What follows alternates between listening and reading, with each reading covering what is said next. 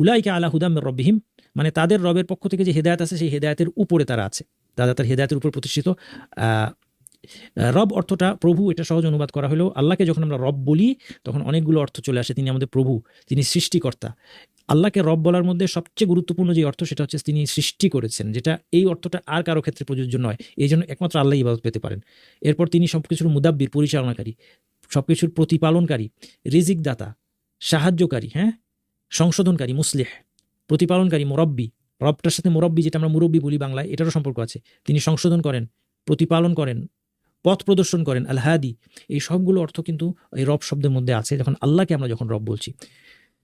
ওয়া উলাইকা হুমুল মুফলিহুন, এবং তারাই সফল।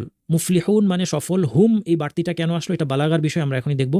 এই হুমটা বাড়তি এসেছে, হুম মানেও তারা, উলাইকাল মুফলিহুন বললেই হতো, কিন্তু সাথে এই হুম বাড়তি কেন আসলো এটার বালাগা দেখি আমরা। বালাগা হচ্ছে অলঙ্কার শাস্ত্র, অর্থাৎ ভাষার সৌন্দর্য স্বাদ যদি আপনি পেতে চান তাহলে এটা পড়তে হয়। কিন্তু আপনি যদি এই বালাগা সাবজেক্টটা আলাদা করে পড়েন, এটা কঠিন একটা সাবজেক্ট। আমরা সহজ করে একটু একটু করে আল কোরআনের বালাগা দেখে এমনি জিনিসটা জেনে যাবো, কারণ আমরা স্বাদটা পাইলেই তো হলো। হ্যাঁ, আপনি একটা মজার কেক আপনি খেতে পারলেই তো হলো। আপনি যদি বলতেও না পারেন এই কেকের মধ্যে কী কী দেওয়া আছে, কোনটার কী নাম, তাতে কোনো ক্ষতি নাই। আপনি কেকটা খেয়ে মজা পেয়েছেন কিনা, এটা হচ্ছে মূল কথা। ঠিক একইভাবে আমরা সহজভাবে বালাগা দেখব। হুম সর্বনামটি আশায় সাফল্য তাদের মধ্যে সীমাবদ্ধ হয়ে পড়েছে। উলাইকাল মুফলিহুন, দেখেন আবার দেখেন, উলাইকাল মুফলিহুন বললেই হতো, কিন্তু উলাইকা হুমুল মুফলিহুন যখন বলা হচ্ছে তখন বলা হচ্ছে যেন বলা হচ্ছে যে একমাত্র তারাই সফল, আর কেউ সফল না। এই যে 5টা বৈশিষ্ট্য অর্জন করে যে মুত্তাকি হতে পেরেছে একমাত্র সেই সফল। এটাকে বালাগার পরিভাষায় বলা হয় হাসর, অর্থাৎ সাফল্য তাদের মধ্যে সীমাবদ্ধ হয়ে পড়েছে। এবং অর্থ এই দাঁড়িয়েছে তাদের সাফল্য নিশ্চিত। এটাকে বালাগার পরিভাষায় বলা হয় তাকিদ, এই হুমটা আসায়। হ্যাঁ, হুমটার একটা নাম আছে, এটাকে দমিরুল ফাসল বলা হয়। এটা পরে আরেক সময় ব্যাখ্যা করবো কেন দমিরুল ফাসল বলা হয়। আপাতত এর বালাগার দিকটা কি, তাকিদ, অর্থাৎ তাদের সাফল্য নিশ্চিত। তাহলে উলাইকা হুমুল মুফলিহুন বলায় দুইটা ফায়দা। একটা হচ্ছে একমাত্র তারাই সফল, আর কেউ সফল হতে পারেনি।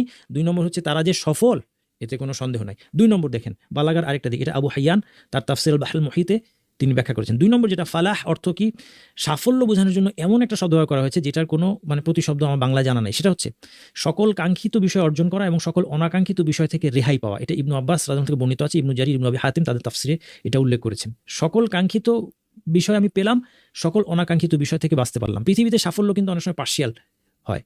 একটা লোক দেখা যায়, বলা হয় যে সে সফল হয়েছে, কি খুব বড় একটা চাকরি পেয়েছে, কিন্তু তারপরে আবার পরিবারের লোকজন আফসোস করে যে হ্যাঁ ঠিক আছে অনেক সুনাম হইলো, অনেক বেতন, কিন্তু কোনো সময় পায় না, পরিবারকে সময় দিতে পারে না। তার মানে কি, তার এই কাঙ্ক্ষিত যেই সম্মান অথবা খ্যাতি অথবা সম্পদের সাথে অনেকগুলো অনাকাঙ্ক্ষিত বিষয় এর সাথে সে অর্জন করে ফেলে, মানে এসে গেছে তার মধ্যে। তাহলে এই সাফল্য আর ফালাহ এক জিনিস নয়।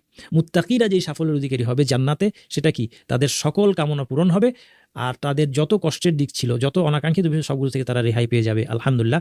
তাহলে এটা হচ্ছে শেষ আয়াতের অর্থ, তারাই তাদের প্রভুর থেকে আগত হেদায়েত পেয়েছেন, তারাই সফল। উলাইকা আলা হুদাম মির রাব্বিহিম ওয়া উলাইকা হুমুল মুফলিহুন।